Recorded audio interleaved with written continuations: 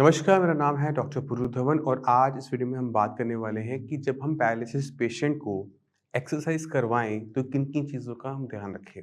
क्योंकि अगर हम ये चीज़ों को समझ जाते हैं, तो सबसे ज़्यादा फ़ायदा ही हमें ये होता है कि हम पैरालिसिस पेशेंट को एक सही एक्सरसाइज करवा पाते हैं, समझा पाते हैं और उसका मैक्सिमम आउटपुट ले पाते हैं। क्योंकि जब हम पैरालिसिस पेशेंट को एक्सरसाइज करवाते हैं, तो हमें लगता है कि हम हाथ-पैर की एक्सरसाइज करवा रहे हैं। मगर जब डॉक्टर एक्सरसाइज करने के लिए कहता है, तो उसका मतलब ये होता है कि आपने ब्रेन की एक्सरसाइज करवानी है। पैरालिसिस पेशेंट में नुकसान कभी भी हाथ-पैर में नहीं होता। मैक्सिमम पैरालिसिस पेशेंट में जो नुकसान है वो ब्रेन के अंदर होता है। जब कभी नस फटती है, क्लॉट आता है तो ब्रेन का वो हिस्सा जो पहले हाथ-पैर को चलाता था वो कहीं न कहीं डैमेज हो जाता है। और अगर हमने पेशेंट के अंदर रिकवरी लेकर आनी है, दोबारा से चलने लायक बनाना है, काम करने लायक बनाना है, तो हमें रिकवरी ब्रेन के अंदर ही मैक्सिमम चाहिए होती है। जो सारा ट्रीटमेंट होता है, वो सारा का सारा ब्रेन के लिए होता है। एक्सरसाइज़ भी ब्रेन के लिए होती है। अगर हम इस बात को समझ जाते हैं, तो हम वहाँ से हमारे लिए एक्सरसाइज़ को सिलेक्ट करना बहुत आसान हो जाता है। पैरालिसिस पेशेंट में सबसे आपने ध्यान के रखना एक्सरसाइज़ करवाते समय कि पेशेंट जिस एक्सरसाइज़ को करने में मोस्ट कंफर्टेबल है, वो नहीं करवानी। अक्सर हम एक पैटर्न देखते हैं कि पेशेंट को जो एक्सरसाइज़ आसान लगती है, पेशेंट उसे बार-बार, बार-बार, बार-बार करता चला जाता है। जिस एक्सरसाइज को करने में उसे दिक्कत महसूस होती है, वो 5 मिनट से भी कम टाइम करेगा और उसे छोड़ देगा, ये कह के कि मेरे से ये अभी नहीं हो रही, मैं ये वाली एक्सरसाइज कर लूँगा। तो पहले ध्यान के रखेंगे कि जो चीज़ कंफर्टेबली कर सकता है, वो नहीं करवाना। मान लो कि अगर किसी को पैरालिसिस की दिक्कत है और वो साइकिल अच्छी चला लेता है, इसका मतलब ये नहीं कि हमने साइकिल उससे बार-बार चलवानी है। साइकिल का काम खत्म। मान लो कि पेशेंट साइकिल बहुत अच्छी चला लेता है क्योंकि उसपे वो आराम से बैठ जाता है, उसे बैलेंस नहीं बनाना पड़ता।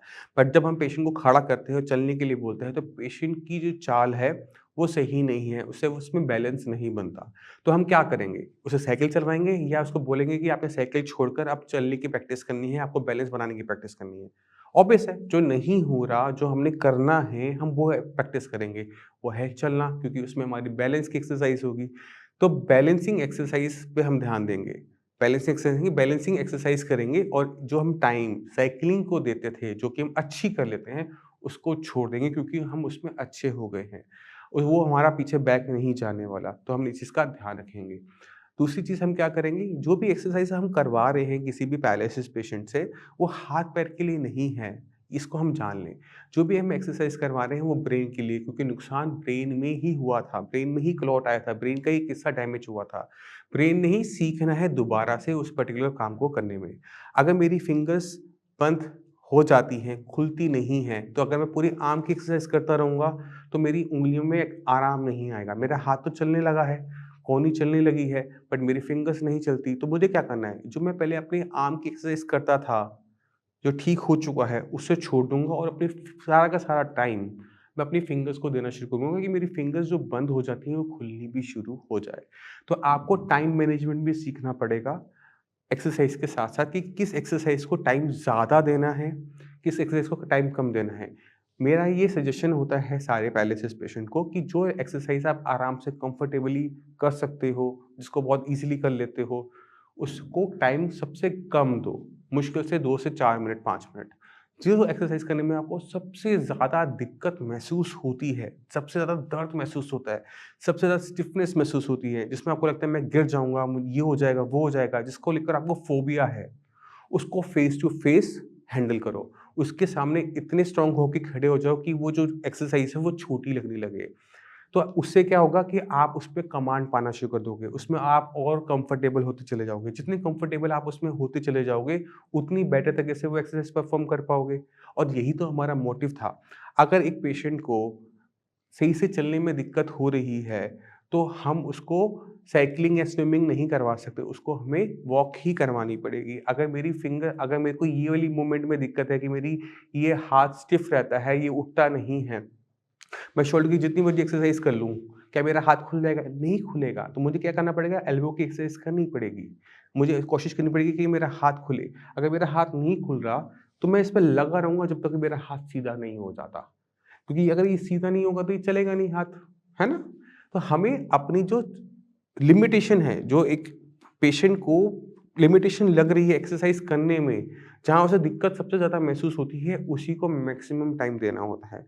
तो अगर आप इस वीडियो को समझ गए होंगे तो 2 इम्पोर्टेंट चीज़ें हैं।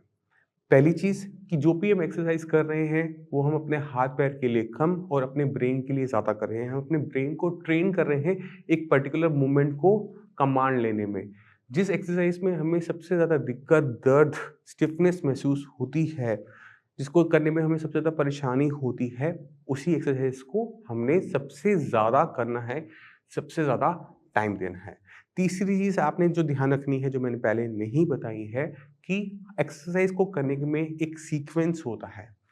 जब भी हम पैरालिसिस पेशेंट में रिकवरी देखते हैं, तो हम बड़े जॉइंट्स में, बड़ी जहाँ मसल्स ज़्यादा हैं, वहाँ पे रिकवरी फास्ट देखने को मिलती है। तो अगर हमने किसी पेशेंट को रिकवर फास्ट करवाना हो, तो हम एक सीक्वेंस को फॉलो करते हैं कि पेशेंट की जो लेग्स हैं, वो पहले रिकवर हो जाएँ। क्योंकि अगर लेग्स रिकवर हो जाती है, तो पेशेंट अपनी एक जगह से दूसरी जगह जाने लायक बन जाता है। वो मार्केट जाने लायक बन जाता है, वो मंदिर जाने लायक बन जाता है, वो घर में आगे-पीछे होने लायक बन जाता है।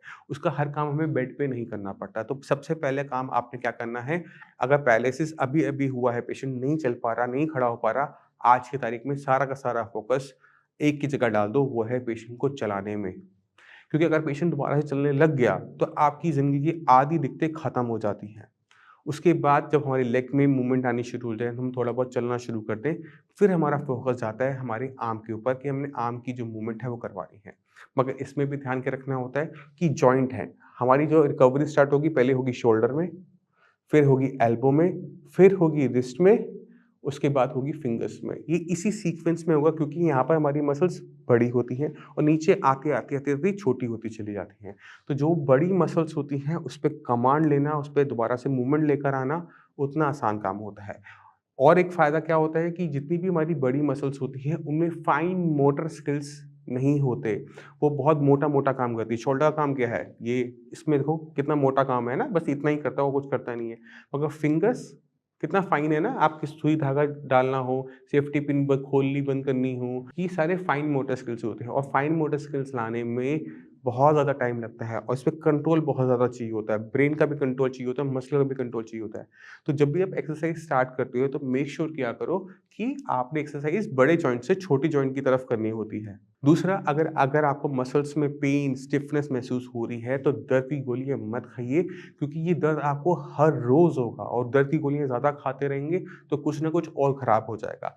आपने ध्यान क्या रखना है कि दर्द है, स्टिफनेस है, तो पहली चीज़ सिकाई, तेल हम देते हैं, यहाँ से जितना ट्रीटमेंट साइंस इंजीनियरिंग का जाता है, उसमें ऑयल का ट्रीटमेंट यूज़ किया जाता है, ऑयल दिया जाता है। तो अगर आप ऑयल की रबिंग करोगे, तो क्या होगा, हीट जनरेट होगी और उस हीट से मसल रिलैक्स कर जाएँगी और जो पेन और जो दिक्कत आप महसूस कर रहे हो, वो चला जाएगा। अगर आप इन चीज़ों को अपने माइंड में रख के किसी पेशेंट को एक्सरसाइज करवाओगे, तो आपको उसमें अच्छी रिकवरी देखने को मिलेगी। तो अगर ये सारी बातें अपने ब्रेन में रख के किसी पैरालिसिस पेशेंट से आप एक्सरसाइज करवाओगे, तो ऑब्वियस है उसको किसी और पेशेंट की कंपैरेटिव में ज़्यादा बेनिफिट देखने को मिलेगा। पर ध्यान क्या रखना है कि ब्रेन का ही ट्रीटमेंट है, ब्रेन की ही मेडिसिन है, ब्रेन की ही एक्सरसाइज है। हाथ-पैर को कोई चोट नहीं लगी, मांस नहीं फटा, हड्डी नहीं टूटी, जो दिक्कत है वो सारी की सारी ब्रेन की है। तो सब कुछ हम जो कर रहे हैं, वो ब्रेन के लिए ही कर रहे होते हैं, ब्रेन को दोबारा से प्रोग्राम कर रहे होते हैं, उसे दोबारा से सिखा रहे होते हैं कि आपको दोबारा से काम करने लायक कैसे वो बनाएँ। मैं उम्मीद करता हूँ इस वीडियो से आप काफ़ी कुछ समझ गए कि पैरालिसिस पेशेंट को एक्सरसाइज करते समय किन चीज़ों का ध्यान रखना चाहिए। फिर भी माइंड में कोई भी डाउट हो, कुछ भी पूछना चाहते हो, डॉक्टर्स अवेलेबल हैं, मैं अवेलेबल हूँ, उनसे बात कीजिए और अपनी प्रॉब्लम को सॉल्व कीजिए परमानेंटली। इसके साथ चलने की आज्ञा दीजिए। नमस्कार।